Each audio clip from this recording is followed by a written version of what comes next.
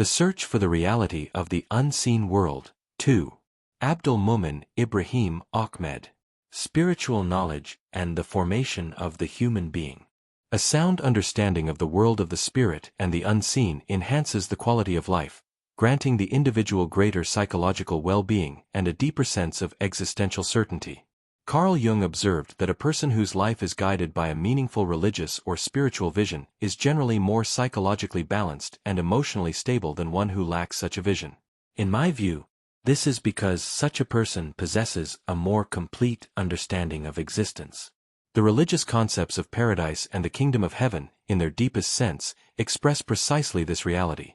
The promises of religious happiness may be understood as the pursuit of genuine psychological fulfillment, which is one of the essential dimensions of a complete human existence.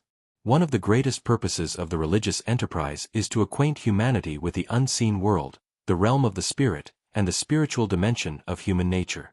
The Holy Quran gives this cognitive and spiritual mission special emphasis. Throughout history, divine providence has gradually unveiled the reality of existence according to humanity's readiness in each age.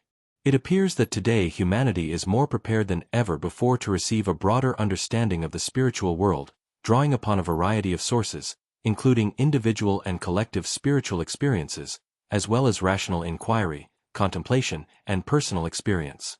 As these avenues of knowledge mature and spiritual awareness expands, the religious enterprise naturally becomes more personal and less dependent upon religious institutions.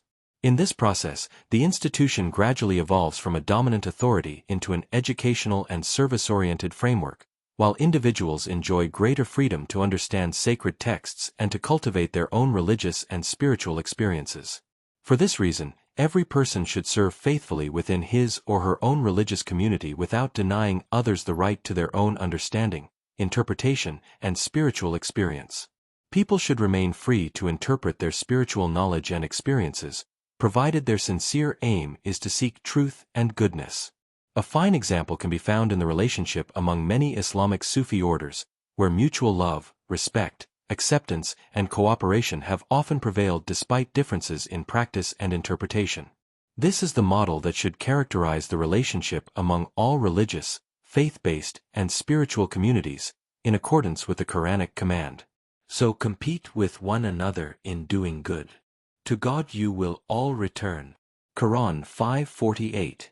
Every community should strive to offer the best of its values, educational programs and services, presenting a living example of the righteous and enlightened human being rather than claiming a monopoly on truth or denying others their freedom of conscience. Accordingly, the primary task of the modern religious enterprise should be the formation of the human person before anything else.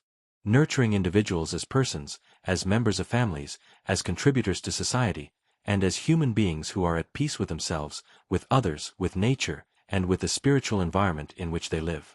It should also cultivate personal growth, strengthen psychological, emotional, social, and intellectual well-being, and help individuals discover and develop their latent capacities, for these constitute the true wealth and enduring value of every human being.